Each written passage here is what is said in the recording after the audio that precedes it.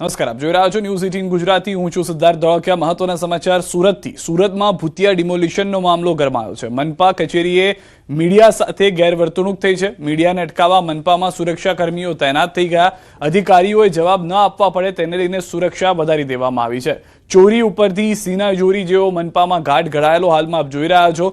કારણ કે પહેલા તો અધિકારી આવ્યા અને જે લખેલું હતું એ બધું વાંચીને જતા રહ્યા, પરંતુ ત્યારબાદ જે પ્રશ્નો ઊભા થયા એનો જવાબ આપવામાં એ જીભથી લદબદાઈ ગયા હોય તેવા દ્રશ્યો જોવા મળ્યા. વધુ માહિતી ન્યૂઝ 18 સંવાદદાતા કીર્તેશ અમારી સાથે જોડાઈ ગયા છે.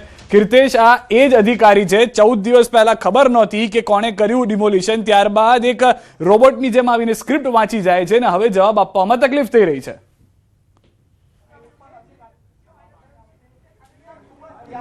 બિલકુલ, નાસિરનગરના ભૂતિયા ડિમોલેશનના ભૂત પહેલે દિવસથી જ મહાનગરપાલિકાના ભ્રષ્ટ અધિકારીઓ હતા અને હવે આ ભ્રષ્ટાચારની હદ જુઓ કે મીડિયા જ્યારે સીધા સવાલ પૂછવા પહોંચી છે અધિકારી પાસે કે તમે બિલ્ડરની સ્ક્રિપ્ટ વાંચી છે, ત્યારે કહી શકાય કે પોતાની માર્શલોની ફોર્સ ખડકી દેવામાં આવી છે. પહેલાં તો રૂમમાં નતા આવવા દેતા અને રૂમની અંદર મીટિંગ રમી રહ્યા છે. છેલ્લા 1 કલાકથી રૂમની બહાર નથી આવી રહ્યા મીડિયાને ફેસ કરવા, કારણ કે 14 દાડા સુધી જે અધિકારી એમ કહેતા હતા કે ડિમોલેશન અમે નથી કર્યું, એમાંનો એક અધિકારી આજે મીડિયાની સમક્ષ આવે છે અને પોતાના મોબાઈલથી વિડીયો બનાવીને વાયરલ કરે છે કે ચોક્કસ અમે ડિમોલેશન કર્યું, પોલીસ બી અમે બોલાવી, પણ રસ્તાનું ડિમોલેશન કરવા ગયા હતા. એટલે કે 14 દિવસ પછી સાચું બોલે છે તે પણ અડધું બોલે છે. હવે આખો જવાબ લેવા પહોંચ્યા. જો આ તંત્ર આટલું બધા પુરાવા છે, વિડીયો છે, તે છતાં બી પોતાને ડિમોલેશન નથી કર્યું તેવી સાબિતી આપી રહી. મીડિયા સવાલ પૂછે છે, મીડિયાને નથી કાઢતા, તો આ અધિકારીઓ કેટલા ભ્રષ્ટ છે. સુરતની પ્રજાને શું આ લોકો સાચો છે? સ્માર્ટ સિટીના નામે લાખો રૂપિયાનો ટેક્સ વસૂલે છે અને ટેક્સના પૈસા લોકોના હિતમાં નહીં પણ પોતાના હિતમાં વાપરતા હોય એવા ભ્રષ્ટ અધિકારીઓ છે. અને છેલ્લા 15 દિવસથી 100 લોકોને દર વિહોણા કરી. આગામી 2-3 દાડામાં વરસાદ પડવાનો છે ત્યારે 500 પરિવારો રસ્તે રચડી રહ્યા છે. તેમની વોરે પહોંચી છે મીડિયા, ત્યારે જવાબ આપવા ભાગ્યા. છેલ્લા કેટલાક કલાકોથી રૂમની અંદર બેસીને મીટિંગ રમી રહ્યા છે. આ ભ્રષ્ટ અધિકારીઓ એટલી હદે ફાટીને ધુમાડે ચડ્યા છે કે રૂમની બહાર આવવા તૈયાર નથી અને મીડિયા તેમની પાસે પહોંચે એટલે એમના માટે તેમને પોતાના માર્શલોની ફોજ ખડકી દીધી છે. એટલે કે આ પ્રકારે જો મીડિયાની જવાબ આપવામાં આ લોકો ગભરાતા હોય, મીડિયાને જવાબ આપવા નથી દેવાનો, તો સામાન્ય વ્યક્તિ શહેરીજનોના હિતની વાત શું કરે? બહુજન હિતાયક, બહુજન સુખાયાની વાત કરનારી મહાનગરપાલિકાના અધિકારીઓ પોતાના સુખ અને પોતાની સુવિધાઓમાં લાગેલા છે. કીર્તેશ, અહીંયા સૌથી મોટો સવાલ એ છે કે મેયર, ડેપ્યુટી મેયર, કોર્પોરેટર્સ ક્યાં છે? કેમ કોઈ કહેવા વાળું તેઓને નથી? તેઓ અધિકારીઓ જે છે જનતાના કર્મચારીઓ છે, જનતા માટે કામ કરવા માટે રાખ્યા છે, પોતાની તાનાશાહી અને રાજાશાહી માટે નથી રાખ્યા.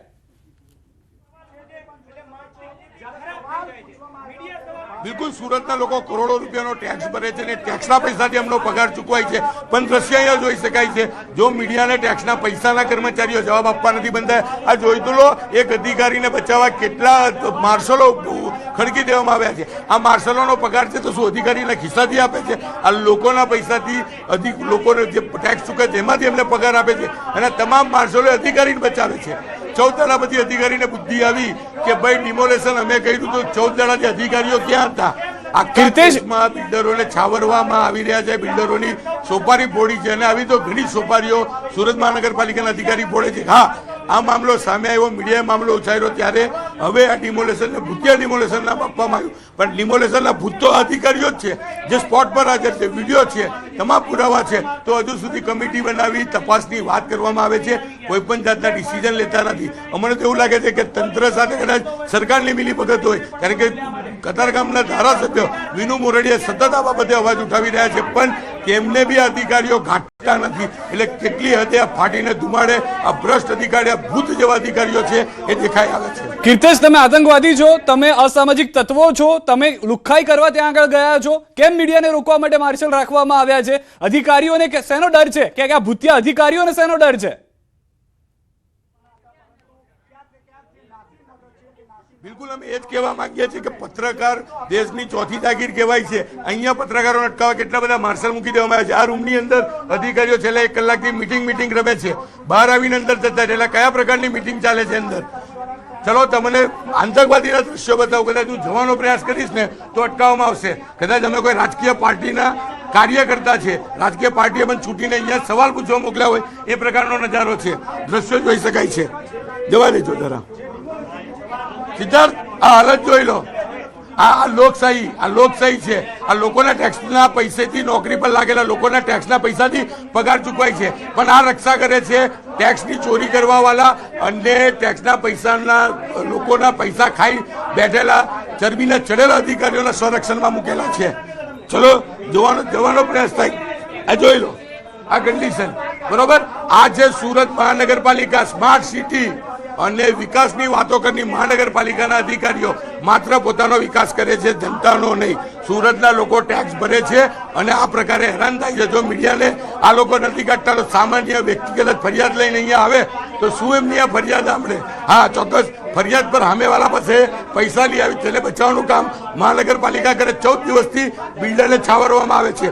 જે જગ્યાનું ડિમોલેશન થયું તેની બાજુમાં મહાનગરપાલિકાએ નોટિસ આપી છે કે અહીંયા પરમિશન નથી, રજા ચિઠ્ઠી નથી, બાંધકામ બંધ કરો. પણ આજની તારીખમાં અત્યારે પણ એ બાંધકામ ચાલુ કન્ડિશનમાં છે. આ લોકોથી બિલ્ડરનો એક વાળ વાંકો નથી થતો. એના પરથી સાબિત થાય છે કે તંત્ર બિલ્ડરના ખોળે બેઠેલું છે અને પૈસાવાળા વ્યક્તિઓની સેવા કરવા જ આ મહાનગરપાલિકાના અધિકારીઓ નોકરી કરે છે. જી કીર્તેશ, આપ અમારી સાથે જોડાયેલો જે એક અહેવાલ છે એના ઉપર પણ નજર કરી લઈએ. સુરત નાસીરનગરના ભૂતિયા ડિમોલેશનને લઈને અધિકારીએ બિલ્ડર આપેલી સ્ક્રિપ્ટ વાંચી અને આ સવાલો પૂછવા જ્યારે મીડિયા પહોંચી છે ત્યારે મીડિયાને અટકાવવાનો પ્રયાસ ચાલી રહ્યો છે. દ્રશ્ય સીધા જોઈ રહ્યા છે કયા પ્રકારની સ્થિતિનું નિર્માણ થયું છે. અધિકારીઓ આવતા નથી અને ખાસ કરીને મહાનગરપાલિકાના માર્શલો મીડિયાને અટકાવી રહી છે. જાણે વિપક્ષના લોકો સત્તાધારી પક્ષને સવાલો પૂછવા જતા હોય ને તેમને અટકાવવામાં આવે તે પ્રકારનો નજારો અહીંયા જોવા મળી રહ્યો છે. માર્શલોની દાદાગીરી જોવા મળે છે. 100 લોકોના મકાનો તોડી પાડ્યા છે, પોતાના ફાયદા માટે તોડી કાઢ્યા છે. અને હવે જ્યારે જનતા મીડિયા સવાલો પૂછે છે ત્યારે માર્શલોને આગળ મૂકી અધિકારીઓ બહાર આવવા તૈયાર નથી. દ્રશ્ય જોઈ શકાય છે. તમામ મીડિયા મિત્રોને ધક્કા મારવામાં આવી રહ્યા છે, જાણે કોઈ આતંકવાદી મહાનગરપાલિકામાં આવ્યું હોય તે પ્રકારની સ્થિતિ અહીંયા જોવા મળી રહી છે. દ્રશ્યો જોઈ શકાય છે કયા પ્રકારની સ્થિતિ છે અને જે પ્રકારે તંત્રની દાદાગીરી જોવા મળી રહી છે. જે પ્રકારે કહી શકાય કે દ્રશ્ય ઘણું બધું કહી જાય છે કે મહાનગરપાલિકામાં અધિકારીઓનો ભ્રષ્ટાચાર અને ભ્રષ્ટાચારને છાવરવા માટે તેમની ટીમ તૈનાત કરવામાં આવી છે. જો મીડિયાના લોકો જવાબ નથી આપતા તો નાસીરનગરને સ્થાનિક લોકો જનતાને આ લોકો શું જવાબ આપશે? કેમેરામેન જીગર ગુગલ સાથે કીર્તેશ પટેલ, ન્યૂઝ 18 ગુજરાતી, સુરત. તો આ પરિસ્થિતિ જે છે તે હાલમાં સુરતની જોવા મળી રહી છે. માયાબેન મેવાણી કે જેઓ મેયર છે, કદાચ તેઓને પણ હવે તો અંદર જવા ન મળે તેવી પરિસ્થિતિ અહીંયાથી થઈ ગઈ છે. મીડિયાની એક પણ ન્યૂઝ ચેનલના પત્રકાર અંદર નથી જઈ શકતા કેમ કે આ માર્શલ્સ ઉભા રાખી દેવામાં આવ્યા છે. અધિકારીઓને એમ છે કે તેના ખિસ્સાના રૂપિયાથી ખર્ચીના માર્શલ્સ ઉભા રાખવામાં આવ્યા છે, પરંતુ એ જ જનતાના ટેક્સથી પૈસા ખર્ચી અને તેઓનો પગાર થાય છે. જે જનતાના સવાલના જવાબ આપવામાં અધિકારીઓ ભાગી રહ્યા છે. પણ તમે મને શું કામ પૂછો છો? હું એમાં હતો જ નહીં તો પછી મને શું કામ પૂછો છો? એ મને શું ખબર કોણ હતા? એ તમે શોધો કોણ હતા. તમે શોધો. ના, એસએમસી નહોતા. બસ તો એસએમસી નહોતો. એસએમસી નહોતો. ના, અમે નથી માંગ્યો બંદોબસ્ત. તો પોલીસને પૂછો. હા તો પૂછો એમને. અમે ના પાડીએ છીએ તમને કે અમે બંદોબસ્ત નથી માંગ્યો. ખોટું કહેવાય છે. 110 ઘર આપને ખ્યાલ નથી તૂટી ગયા? ખ્યાલ નથી નહીં, બધાને જ ખ્યાલ છે. તમને નથી ખ્યાલ તૂટી ગયા? તમારો સવાલ શું છે? કોણે તોડ્યા? એસએમસી નથી તોડ્યા. બસ તો એસએમસી નથી તોડ્યા. 110 ઘર એસએમસી જાણ વગર તૂટી ગયા. જણાવું છું કે નાસીરનગર તરીકે ઓળખાતા વિસ્તારમાં સુરત મહાનગરપાલિકાની ટીમ તારીખ 30/5/26ના રોજ ડિમાર્કેશન અને રોડ ખુલ્લો કરવાની કાર્યવાહી માટે ગયેલ હતી. જે સુરત મહાનગરપાલિકાના હક સંપૂર્ણપણે કાયદાકીય જોગવાઈ અને પ્રવર્તમાન નિયમો અનુસાર હતું અને આ કામગીરી માટે સુરત મહાનગરપાલિકા સંપૂર્ણપણે અધિકૃત હતું. જે કાર્યવાહી દરમિયાન સામાન્ય સુલે અને શાંતિ જળવાઈ રહે તે માટે પોલીસ વિભાગને રૂટીન જાણ કરીને જરૂરી સહયોગ પણ પ્રાપ્ત કરવામાં આવ્યો હતો. આ સમગ્ર પ્રક્રિયા સંબંધિત દસ્તાવેજ પુરાવા અને સ્થળ પરની હકીકતોના આધારે હાથ ધરવામાં આવી હતી. આ કોઈ ભૂતિયા ડિમોલિશન નથી, પરંતુ કાયદાકીય પ્રક્રિયાના ભાગરૂપે થયેલ.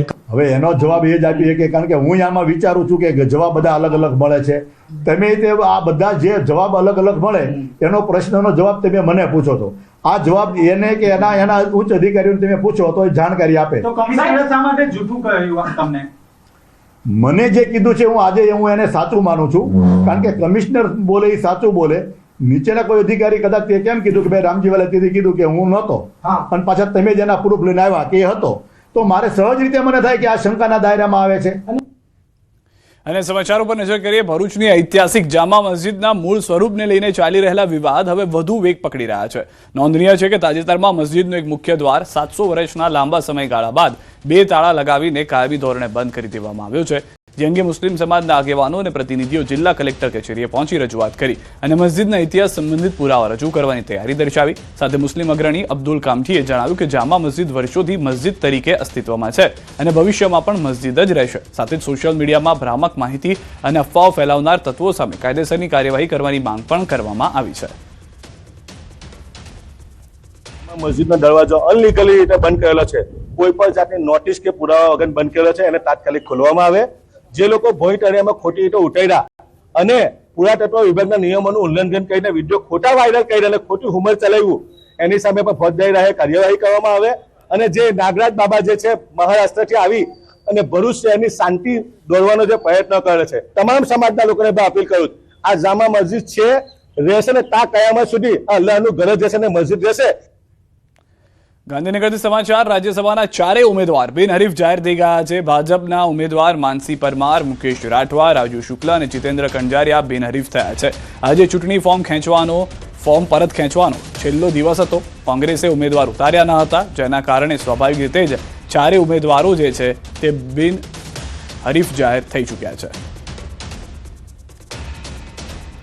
આજે 11મી જૂનના દિવસે 3:15 વાગે અમે 4 લોકો બિનહરીફ રાજ્યસભાના સાંસદ તરીકે ચૂંટાઈ આવ્યા છે. પ્રમાણપત્ર પણ અમે ચૂંટણી અધિકારી પાસેથી કલેક્ટ કરી લીધું છે. આ તકે વિશેષ કંઈ કહેવા કરતાં મને ગર્વ છે કે હું ભારતીય જનતા પાર્ટીનો કાર્યકર્તા છું. સંગઠન ગઢે ચલો, સુપથ પર ગઢે ચલો એવા આદરણીય સંગઠન મંત્રી શ્રી રત્નાકરજી, તેઓ શ્રીનો હૃદયપૂર્વક આભાર માનીએ છીએ. અને અમને જે કંઈ પણ જવાબદારી મળી છે એ પરમાત્મા અમને ખૂબ શક્તિ આપે એ પ્રકારની આજે નતમસ્તક પ્રાર્થના કરીએ છીએ. ભારત માતા કી જય, વંદે માતરમ. મારી જે વિજય થયો છે એ ગુજરાતના કરોડો જનતાઓના આશાઓ, અપેક્ષાઓ એને પૂર્ણ કરવા માટેના પ્રતિનિધિ તરીકે થઈ છે. અને એ માટે હું ગુજરાતના માનનીય તમામ વિધાયકોએ જે પૂર્ણ બહુમતી 161 ધારાસભ્યશ્રીઓ ધરાવે છે એમનો હું આ તબક્કે આભાર માનીશ. મહેસાણામાં ફ્રૂટ માર્કેટમાં આગ લાગી છે. એક સાથે 6 પેઢીના શેડમાં આગ લાગી છે. પેઢીના શેડમાં પડેલા 2 ટ્રક પણ આગની લપેટમાં આવી ગયા. પેઢીમાં પડેલ ખાલી કેરેટ અને ફ્રૂટમાં મોટું નુકસાન થયું છે. અગમ્ય કારણોસર લાગેલા આગમાં વેપારીનું મોટું નુકસાન થયું છે. વીજ પુરવઠો બંધ કરી યુદ્ધના ધોરણે આગ બુઝાવવાના પ્રયાસ શરૂ થયા. મહેસાણા મનપાના 4 ફાયર ફાઇટર ઘટના સ્થળે પહોંચ્યા છે. તો દ્રશ્યો પણ આપ જોઈ રહ્યા છો. મહેસાણાથી આ દ્રશ્યો. ફૂડ માર્કેટમાં જે આગ છે તે ભીષણ બની ગઈ છે. એક બાદ એક 6 જેટલા શેડમાં આગ લાગી હોવાની જાણકારી છે. 6 પેઢીના શેડમાં આગ લાગતા આગ વધુ વિકરાળ થઈ ગઈ છે. વધુ માહિતી ન્યૂઝ 18 સંવાદદાતા કેતન પાસેથી મેળવીશું. કેતન, શું હાલમાં વધુ જાણકારી મળી રહી છે આગની ઘટનાને લઈને? ચોક્કસથી જણાવ્યું કે મહેસાણા શહેરમાં આવેલા ફૂડ માર્કેટમાં આગ લાગવાની ઘટના આજે ગઈ છે.